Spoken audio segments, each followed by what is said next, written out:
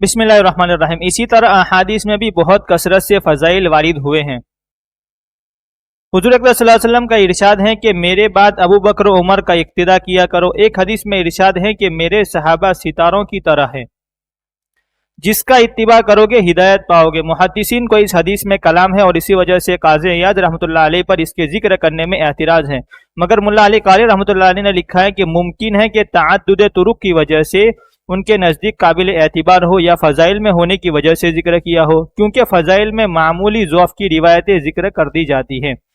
حضرت انس رضی اللہ تعالیٰ عنہ کہتے ہیں حضرت صلی اللہ علیہ وسلم کا ارشاد ہے کہ میرے صحابہ کی مثال کھانے میں نمک کی سی ہے کہ کھانا بغیر نمک کے اچھا نہیں ہو سکتا۔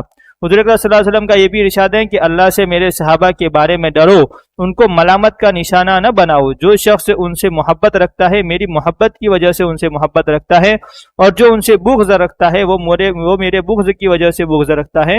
جو شخص ان کو اذیت دے اس نے مجھ کو اذیت دی، اور جس نے مجھ کو اذیت دی اس نے اللہ کو اذیت دی، اور جو شخص اللہ کو اذیت دیتا ہے قریب ہے کہ پکڑ میں آ جائے۔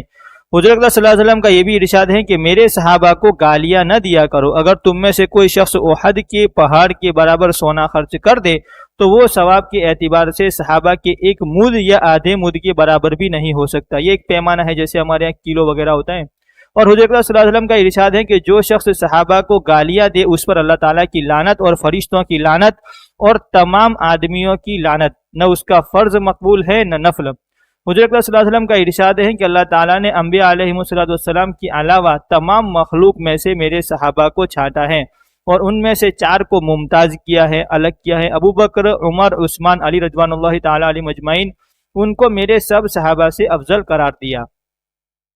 ایوب سختیانی رحمۃ اللہ علیہ کہتے ہیں کہ جس شخص نے ابو بکر صدیق رضی اللہ تعالیٰ عنہ سے محبت کی اس نے دین کو سیدھا کیا، اور جس نے عمر رضی اللہ تعالیٰ عنہ سے محبت کی اس نے دین کے واضح راستے کو پا لیا، اور جس نے عثمان رضی اللہ تعالیٰ عنہ سے محبت کی وہ اللہ کے نور کے ساتھ منور ہوا، اور جس نے حضرت علی رضی اللہ تعالیٰ عنہ سے محبت کی اس نے دین کی مضبوط رسی کو پکڑ لیا۔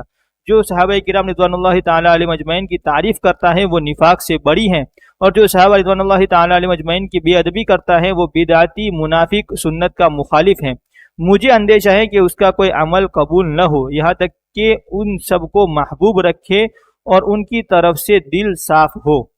ایک حدیث میں حضرت صلی اللہ علیہ وسلم کا ارشاد ہے کہ اے لوگو، میں ابو بکر سے خوش ہوں، تم لوگ ان کا مرتبہ پہچانو۔ میں عمر سے، علی سے، عثمان سے، طلحہ سے، زبیر سے، سعد سے، سعید سے، عبد الرحمن ابن عوف سے، عبیدہ سے، رضوان اللہ تعالیٰ علیہ مجمعین سے خوش ہوں، تم لوگ ان کا مرتبہ پہچانو۔ اے لوگو، اللہ جل شانہ نے بدر کی لڑائی میں شریک ہونے والوں کی اور حدیبیہ کی لڑائی میں شریک ہونے والوں کی مغفرت فرما دی۔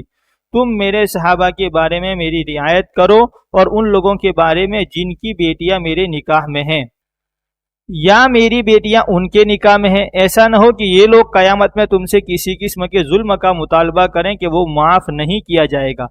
ایک جگہ ارشاد ہے کہ میرے صحابہ اور میرے دامادوں میں میری رعایت کیا کرو۔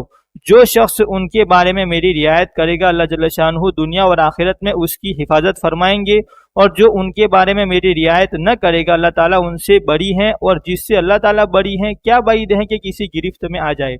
حضور اکرم صلی اللہ علیہ وسلم سے یہ بھی نقل کیا گیا ہے کہ جو شخص صحابہ کے بارے میں میری رعایت کرے گا میں قیامت کے دن اس کا محافظ ہوں گا۔ ایک جگہ ارشاد ہے کہ جو میرے صحابہ کے بارے میں میری رعایت رکھے گا وہ میرے پاس حوض کوثر پر پہنچ سکے گا، اور جو ان کے بارے میں میری رعایت نہ کرے گا وہ میرے پاس حوض تک نہیں پہنچ سکے گا اور مجھے صرف دور ہی سے دیکھے گا۔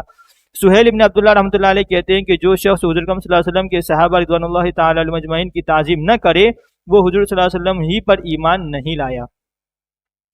اللہ جل شانہ اپنے لطف و فضل سے، اپنی گرفت سے اور اپنے محبوب کے عتاب سے مجھ کو اور میرے دوستوں کو، میرے محسنوں کو اور ملنے والوں کو، میرے مشائخ کو، تلامذہ کو، شاگردوں کو یعنی اور سب مومنین کو محفوظ رکھے، اور ان حضرات صحابہ کرام رضوان اللہ تعالی علیہ مجمعین کی محبت سے ہمارے دلوں کو بھر دے، آمین برحمتک یا ارحم الراحمین۔ وآخر دعوانا الحمد للہ رب العالمین، والصلاة والسلام الأتمان الأكملان على سید المرسلین وعلى آلہ واصحابہ الطیبین الطاہرین وعلى اتباعہ واتباعہم حملۃ الدین المتین۔ تمت یعنی یہاں پر حکایت صحابہ کا جو حصہ ہے وہ ختم ہو رہا ہے۔